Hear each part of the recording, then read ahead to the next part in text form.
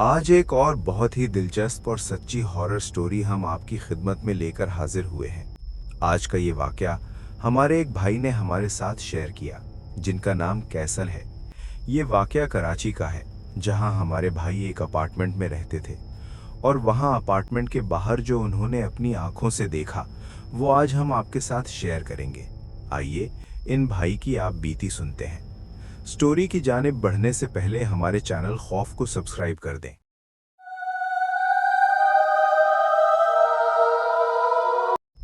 आज का ये वाकया शेयर करने से पहले आपसे एक बात अर्ज करना काफ़ी ज़रूरी है।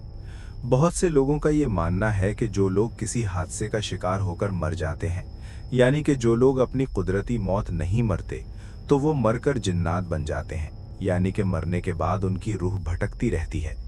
लेकिन ये बात कभी मत भूलें कि ये लोगों का सिर्फ वहम है और हकीकत से इसका कोई ताल्लुक नहीं है।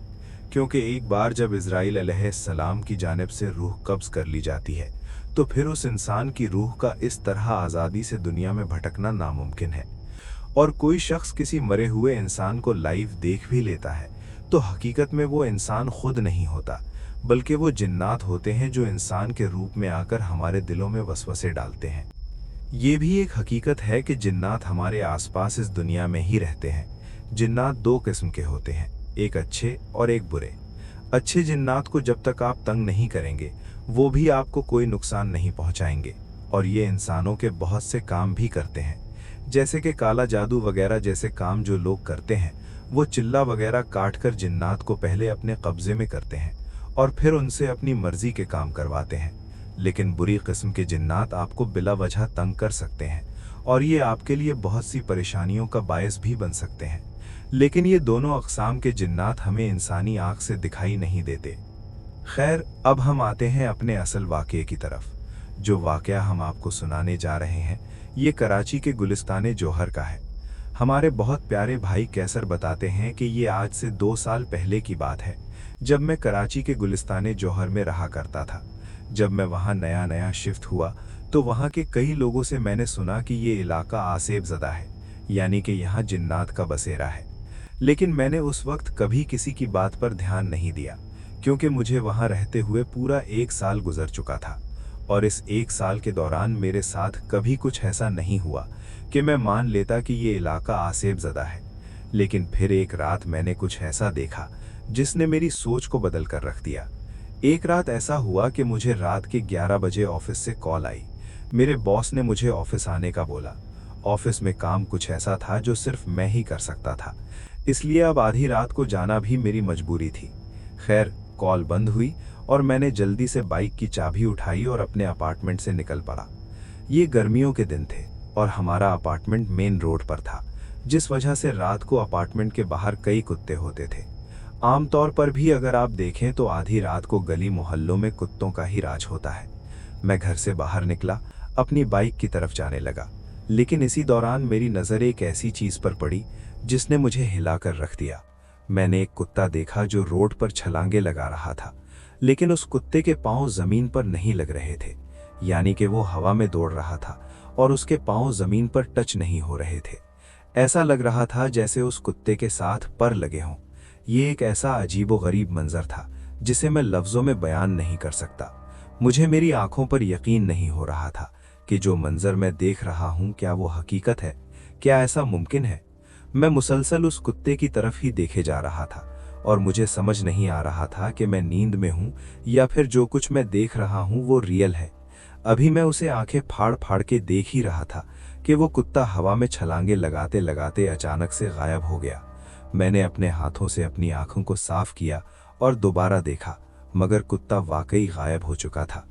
आमतौर पर हम सब, बल्कि पूरी दुनिया इस बात से वाकिफ है कि हमारी इस ज़मीन पर जो कुत्ते पाए जाते हैं वो ज़मीन पर ही चलते हैं, उनमें उड़ने की सलाहियत नहीं होती। और फिर जब आप आधी रात को अपनी आंखों के सामने ऐसी कोई अजीबो गरीब मखलूक देख लेते हैं, तो वाकई इंसान अपने होश खो बैठता है।